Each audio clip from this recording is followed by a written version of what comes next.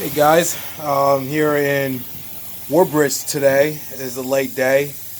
Had about 6 jobs, and I actually still have one rug pickup to go do, but that's just a pickup. But just wanted to touch base with you guys. See these carpets here. Carpet's coming out really good. Client is happy. Took a little bit of a breather to go chat with them real quick. They went and saw the rest of upstairs. Very, very pleased.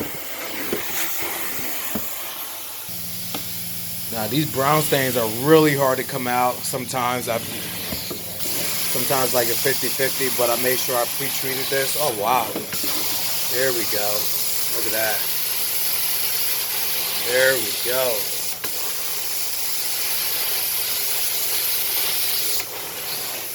Bingo.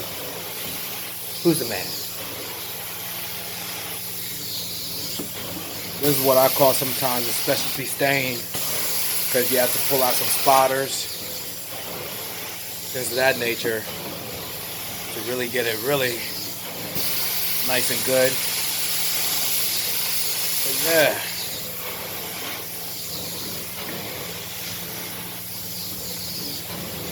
Once again, you all know my dry stroke is multiple times.